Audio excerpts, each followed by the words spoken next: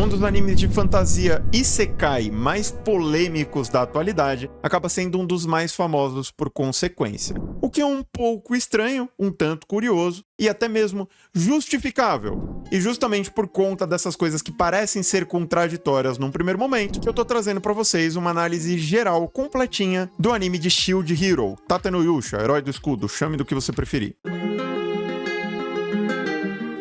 A história começa com o nosso mano Naofumi sendo invocado sem aviso prévio para o mundo medieval de fantasia, junto com outros 3 japoneses comuns, que são do Japão, mas não são da mesma realidade do Naofumi, e por conta de um jogo de videogame que os 3 haviam jogado, ao contrário do Naofumi, já conheciam esse mundo medieval de fantasia. Mas o Naofumi parece ser bonzinho no primeiro momento, ele não se deixa abalar, ele confia muito nas pessoas, ele é um cara pra cima, ele fala, não, eu tô aqui pra aprender, tudo bem que eu sou o herói do escudo, eu sou o único que não ataca igual vocês, eu não consigo farmar sozinho, mas eu vou encontrar companheiros pra me ajudar. Naofumi, meu lindo, você tá lendo muita light novel. Isekai não é um mundo tão conveniente assim, não. Você tem que tomar cuidado com algumas coisas, vai ter gente FDP do mesmo jeito. Foi isso que eu falei pro Naofumi nos primeiros momentos do anime e da light novel, mas infelizmente o Naofumi não conseguiu me ouvir e ele acabou sendo enganado por essa moça muito formosa que se mostrou uma grande FDP. EA Sports. It's in the game. Por motivos super fúteis, desnecessários e bastante cruéis, ela acabou enganando o nosso mano Naofumi, fazendo com que ele comesse o pão que o diabo amassou por muito, mas muito tempo. Isso mudou a personalidade do Naofumi da água pro vinho assim no estalar de dedos. Muito rapidamente ele ficou muito edgy, toda a confiança excessiva, ingênua que ele tinha nas pessoas se perdeu e ele acabou desconfiando de tudo e todos naquele momento. Pelo menos, até ele conhecer um certo vendedor de escravos, acaba convencendo ele a comprar uma menininha semi-humana, porque ele precisava de uma parceira que não pudesse desobedecê-lo nem traí-lo para ajudar ele a ficar mais forte. E como a autora resolveu fazer isso? Bom, o pacto de escravidão deles formava um vínculo entre eles, que por consequência fazia com que eles compartilhassem a experiência que eles ganhavam dos monstros, como se fosse uma party fechada no RPG mesmo. Você forma um grupo e as pessoas que estão dentro desse grupo compartilham todo o XP. Essa era a ideia. O problema é que ela usou a escravidão para fazer isso funcionar. E toda a polêmica envolvendo a história da escravidão acabou girando em torno dessa história de compartilhar XP, que acabou virando um pretexto para as meninas que entravam pro pseudo-harém do Naofumi pedirem pra ele pra virar escravas dele. Vocês estão entendendo que quem reclama da escravidão nessa história não tá errado em reclamar? Mas enfim, apesar dessa pequena minoria, porque sim, é uma minoria, que reclama, supervaloriza esses pontos específicos que são contraditórios mesmo, a história de Tate no Yusha não ficou popular à toa. É uma história que na primeira temporada principalmente, tem um ritmo muito interessante, um storytelling envolvente, personagens interessantes, não só o Naofumi e a Raptalha, outros personagens que são apresentados pra gente ao longo da história com o passar dos episódios. E principalmente, conceitos muito bacanas, questões políticas muito interessantes, que se entrelaçam num mundo muito mais vasto do que parece ser no primeiro momento, e muito mais interessante do que as pessoas que não conseguem assistir Tate no Yusha, sem ficar super valorizando coisas polêmicas que estão associadas a questões morais e éticas da vida real, não conseguem dar valor. Questões essas, inclusive, que não dizem respeito só a essa parte da escravidão, do pacto, do pseudo-harem, bababá. Porque a gente tem a Philo, que é uma loli. Já tem essa polêmica nesse sentido. O crescimento rápido da Raptalha, simplesmente porque a autora decidiu que ela precisava virar o primeiro grande interesse amoroso do Naofumi muito rápido. Ah, Vitor, mas é por conta da espécie, que não sei o quê. Irmão, você tá sendo ingênuo. Os gêmeos tigres que ele arruma na terceira temporada pra criar, não cresceram como a Raptalha. Motivo pra isso, por mais que a menina tigre também seja o interesse romântico do Naofumi, ele já tem vários interesses românticos. Ela não precisa reforçar essa polêmica da Raptalha agora.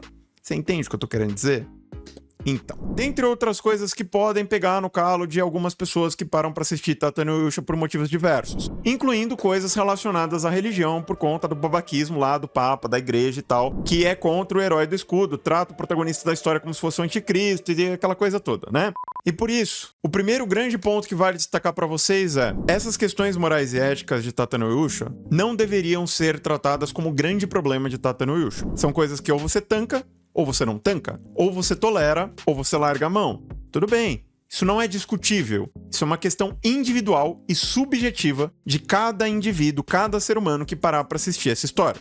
Porque, por mais que alguns desses pontos, especialmente os pontos que eu citei pra vocês nesse vídeo aqui, estejam muito presentes na história ou apareçam com certa frequência, a história não gira em torno deles. Vitor, como não? A escravidão é um dos grandes problemas desse mundo. É uma das grandes coisas que o Naofumi tá tentando impedir.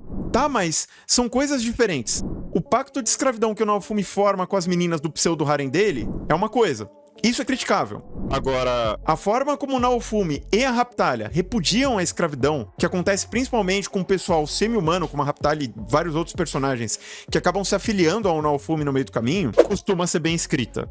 A autora faz questão de mostrar pro público o quão desumano isso é, o quão desnecessário isso é, a escrotice das pessoas que fazem esse tipo de prática. Incluindo o brother do Naofumi que vende os escravos pra ele, em primeiro lugar. Então, são coisas separadas que se entrelaçam em alguns momentos. Ah, Vitor, mas se entrelaçam é hipocrisia. É hipocrisia. Mas faz parte da narrativa. Foram decisões que a autora foi tomando ao longo da história. E aí entra a minha grande crítica a Tate no Yusha. E agora sim, as pessoas que são muito fãs de Tate no Yusha vão tiltar comigo, porque eu vou falar a verdade, uma verdade que os haters de Tate no Yusha nunca deram bola, mas é o que eu sempre digo pra vocês nesse tipo de anime. Se é pra criticar o bagulho, pelo menos critique direito. Quer ser hater? Não fica pegando no pé de coisas que não fazem sentido. Ou não pegue excessivamente no pé de coisas que não são tão graves. Mas, enfim, todas essas complicações envolvendo moral e ética, assim como outras complicações que incomodam quem gosta da história de Tate no Yusha, como eu, por exemplo, envolvem storytelling, a maneira de contar a história, seja por desleixo, seja por preguiça, seja por incompetência mesmo. Essa autora se perde muito em vários momentos ao longo do caminho, na novel, no material original de Tate no Yusha, fazendo com que todos esses problemas que eu citei ao longo do vídeo, fora os problemas que eu nem cheguei a citar pra vocês ainda, acabem virando pontos de incômodo ou de estranheza, dentre outras coisas.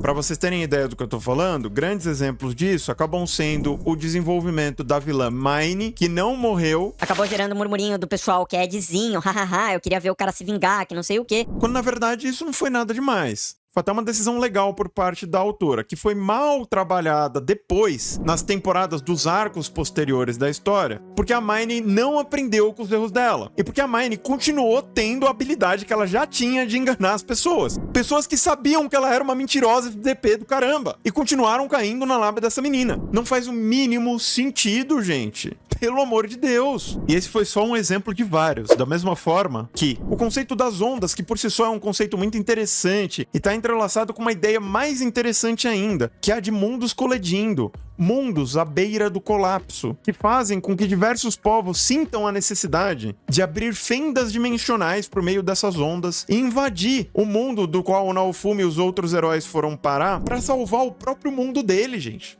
É um conceito bacana, que se perde muito em vários momentos. Na segunda temporada, depois do arco da tartaruga, a gente vê isso claramente.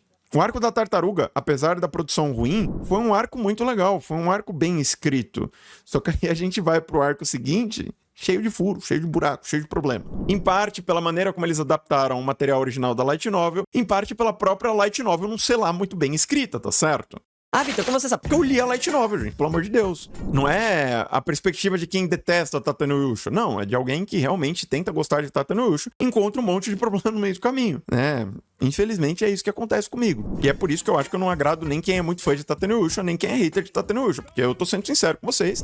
E eu não tô nem passando pano pras coisas que eu sei que estão erradas, nem, tipo, falando, não, tudo é ruim por causa disso e disso e daquilo. Não é isso que eu tô fazendo aqui pra vocês, entendeu? É uma análise bem mais pragmática. Eu tô sendo frio e calculista, entre várias aspas, né?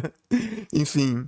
Tem vários outros exemplos, especialmente nas duas primeiras temporadas, que eu podia usar para falar para vocês que a maneira que a autora escolhe contar a história em vários momentos, tal como diversos artifícios narrativos que ela foi utilizando, que ela começou a abusar até em alguns momentos da história, acabam sabotando bastante a experiência que a gente poderia ter com uma obra que tem muito potencial, com personagens muito interessantes, dentre outras coisas. É uma pena, mas as pessoas continuam consumindo e gostando de Tate no Yusha, não só porque é muito bem produzido. Mesmo esses problemas relacionados à narrativa de Tate no Yusha não foram e não são suficientes para fazer com que as pessoas desgostem dessa história. Muito pelo contrário. Tem a parte que acaba desanimando no meio do caminho, como eu estou desanimando nesse presente momento, tem uma parte menor ainda, que detesta a Tatanushka com todas as forças, mas ainda tem uma fanbase muito fiel. Que apesar de tudo que eu trouxe pra vocês nesse vídeo aqui, os pontos positivos de Tatanushka ainda se sobressaem bastante pra muitas pessoas. O world building ainda é interessante o suficiente pra te manter interessado. Os personagens são interessantes e carismáticos o suficiente pra te manter interessado. Apesar da segunda temporada, da terceira temporada em diante, Provavelmente nessa quarta também, que eu tô gravando, a temporada nem lançou ainda, né? Mas eu imagino que... vai se manter muito sólida, porque a terceira temporada teve uma produção melhor do que a primeira, inclusive. Sendo que a história da quarta vai ter mais ou menos a mesma qualidade inconsistente das temporadas anteriores, pelos mesmos motivos, inclusive. De todo modo, eu vou ficando por aqui, eu espero que vocês tenham gostado do vídeo. Caso vocês tenham gostado, vocês já sabem o que fazer. Everything is like a test. I better not text or I'll come off desperate. What if I lay down?